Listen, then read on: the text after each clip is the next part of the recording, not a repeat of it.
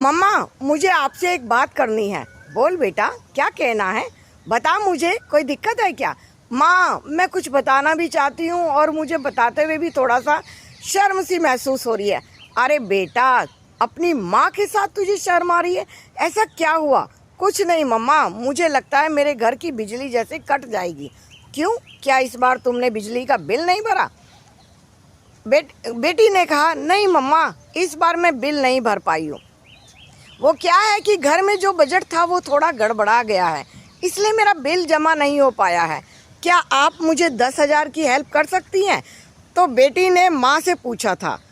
माँ ने थोड़ा सोचकर कहा, सुन, ये जो कुछ है तेरा और तेरे भाई का ही तो है। तुम दोनों भाई बहनों का है। जो तुम्हें चाहिए वो मुझे बता दो, मैं अभी देखती हूँ। और कहकर बहू को आवाज़ लगाई थी, बेटा सुनो, जरा 10,000 रुपये निकाल कर तो लाना। और बहू 10,000 रुपये निकाल कर ले आई थी। लीजिए मम्मी जी। और उसने बेटी को दिए थे। माँ ने बेटी को दिए 10,000 रुपये। तो बेटी खुश हो गई और थैंक यू करती करती वहाँ से अपने घर चली गई थी। अच्छा मम्मी, मैं फिर आऊँगी। और तभी धीरे से बहू ने कहा था, मम्मी जी, क्या आपको पता है दीदी किस लिए ये पैसे ले रही हैं?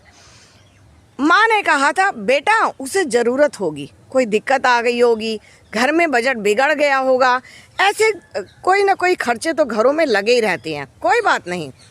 फिर उसने 10 दिन के बाद बेटी फिर आ गई थी। माँ, मैं आपसे कुछ कहना चाहती हूँ, लेकिन यहाँ नहीं, कमरे के अंदर चलिए, वहाँ मुझे आपसे कुछ बात करनी है।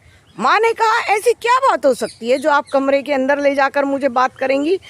तो बेटी ने कहा था, मम्मा, ये विदेश जाना चाहते हैं और कह रहे हैं कि अगर कुछ हेल्प हो जाए तो मैं वहाँ जाके सेटल हो जाऊँगा और आपको भी वहीं लेकर आ जाऊँगा।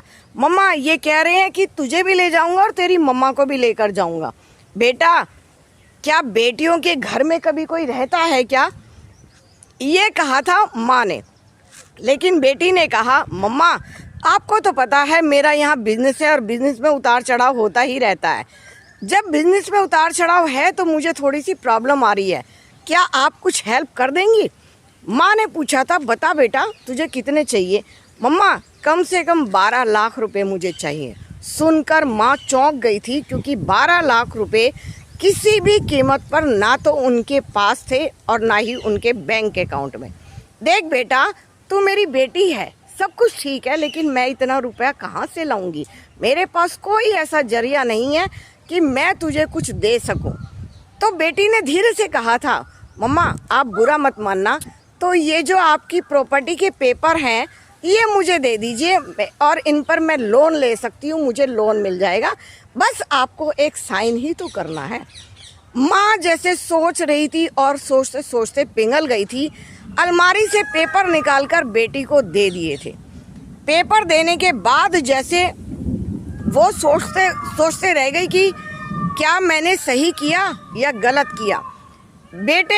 बेटा आया तो बेटे ने माँ ने बेटे से कुछ भी नहीं छुपाया। कहा, बेटा, आज तुम्हारी बहन आई थी और इस तरह से परेशान थी, मैंने उन्हें प्रॉपर्टी के पेपर दे दिए हैं। तभी बेटे ने कहा, मम्मा, ये ठीक है कि हम दोनों भाई बहनें हैं, लेकिन आपने मोह में फंसकर ये क्या कर दिया? आपने अपने ही पाँव पर कुल्हाड़ी मार दी।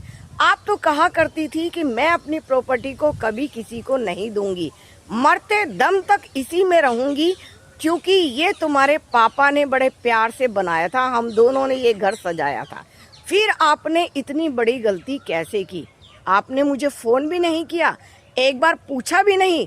बेटा, वो मुझे समझ नहीं आया, उसने मुझे इतने प्यार से कहा और ऐसे ऐसे बताया कि मैं अपने आप को रोक नहीं पाई। माँ, अब जो हुआ सो हुआ, लेकिन आगे के लिए बहुत ध्यान रखो। मुझे तो ये लगता है कि दीदी बहुत ज़्यादा लालची हो चुकी हैं। ऐसा क्यों? तुम्हें ऐसा क्यों लगता है? याद करो, अभी पिछले दिनों उनकी एनिवर्सरी थी, उन्होंने बहुत धूमधाम से एक मॉल में मनाई थी। अगर उनके पास पैसे की कमी थी तो उन्होंने इतना बड़ा फंक्शन कैसे रखा? उन्होंने मायके वाले, ससुराल वाले सभी को तो इनवाइट किया था और सभी लोग आए भी थे। आप बताइए, क्या उसमें खर्चा नहीं हुआ होगा? वो खर्चा कहाँ से आया? आप सोच कर देखिए, तो जो अमाउंट ये आपसे ले लेकर जाती है, ये उन्होंने अपनी एनिवर्सरी पर ही उड़ाया है। आप ही का पैसा और आपके ऊपर ही खर्च किया है। क्या आप समझ रही हैं इस बात को?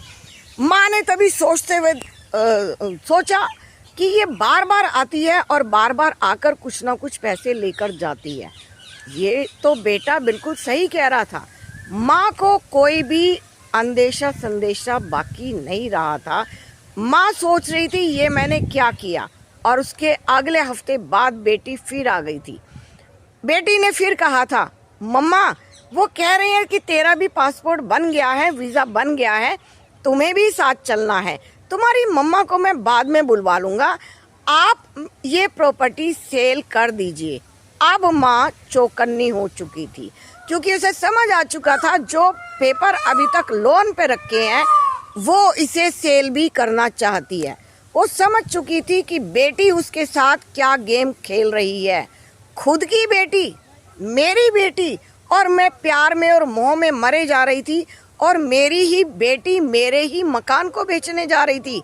अब वो सावधान हो चुकी थी, बेटा ये जो लोन के पेपर है ना, वो आप मुझे वापस करा दीजिए। कितना लोन है, कब तक है? बेटी ने कहा, नहीं मम्मा वो तो हो ही जाएंगे, लेकिन मैं सोच रही हूँ इस प्रॉपर्टी का भी आप क्या करोगी? इस प्रॉपर्टी का रख कर करना भी क्या है? वैसे भी मेरी और भाई की तो है, जो इसको सेल कर दोगी तो मेरा हिस्सा मुझे दे दो और भाई का हिस्सा भाई को दे दो। तभी मम्मा ने कहा था, ये तुम किसको बेवकूफ़ बना रही हो? भाई ने तो कभी हिस्सा मांगा ही नहीं है। भाई का तो वायदा है माँ के साथ ही रहेगा। वो जितनी अच्छी देखभाल मेरी करता है और जितनी अच्छी देखभाल मेरी बहू मेरी करती है, शायद तुम कभी आकर मुझे चाय भी बनाकर नहीं देती हो। कभी तुमने देखा है कि तुमने मुझे बीमारी में 2 रोटी बनाकर दी हो? कभी तुमने देखा है कि तूने आकर मेरी कभी देखभाल की हो? जितनी भी देखभाल है वो सारी तेरी भाभी ही करती है। तो इसलिए बेटा इस प्रॉपर्टी को सेल करने की तो आप भूल ही जाइए।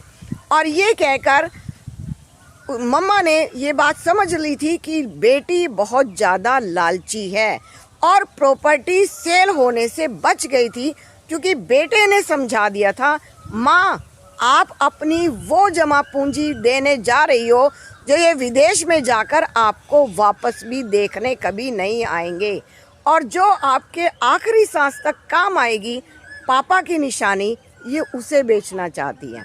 माँ समझ चुकी थी और प्रॉपर्टी बेचने से मना कर दिया था, और बेटी अनमने मन से चली गई थी।